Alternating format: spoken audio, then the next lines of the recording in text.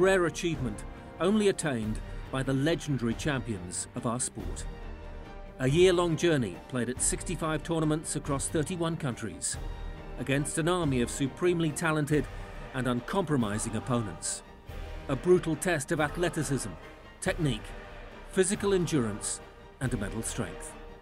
A quest to find the motivation to push harder after victory, to rise above heartbreaking loss, to continue the relentless pursuit to the peak of world tennis. To stand at year-end, alone and victorious, as the ATP World Tour #1. I get extremely humbled when you look at the list of names who have been a year-end #1, and to be on that list is, you know, something that I don't.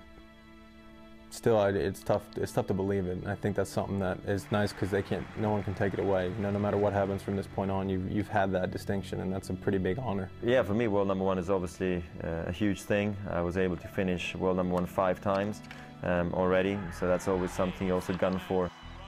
When I was 23, I finally figured it out, you know, what I needed to do to be #1 and stay there. You got to be willing to sacrifice. You got to be willing to be uncomfortable. You got to be willing to deal with, you know, I was the man to beat every week, and it was about being #1.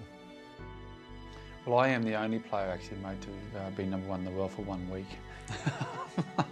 The title that no one else probably will take off me and no one else can beat. They can equal me, but they can't beat me. First time I got to #1 was in my home country in Sydney, Australia, at the Masters Cup down there. So yeah, it meant an awful lot. Obviously, it's always your dream to get to #1 as any young tennis player growing up, and to be able to do it in my home country was an amazing achievement. It was, I think, one of maybe the great achievements of my career, really, to get it back, especially in an era where it's, you know, there's a lot of good players right now, and very, very happy how things went for me.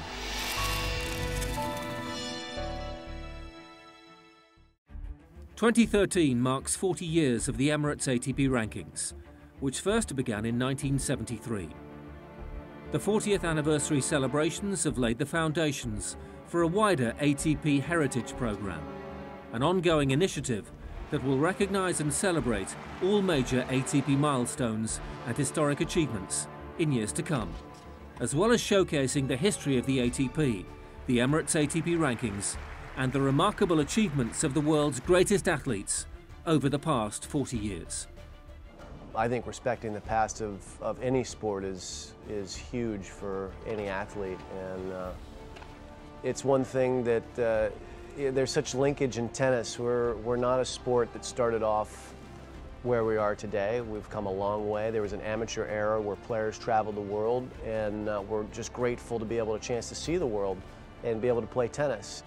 My favorite historic ATP moment which involved me was beating Bjorn Borg in Basel in the finals in 5 sets. Beating Bjorn Borg was amazing to me at the time, and it is still today. I look at the guys that I had my real rivalries with, you know, Mac for sure, and Borg and Lendl and guys like that. That was my generation, but it was, which one did I respect the most? I respected them all. Well, until Pete Sampras came along, I felt that I was able to call Wimbledon my home. And on a good day on a grass court, I felt it was very difficult to beat me.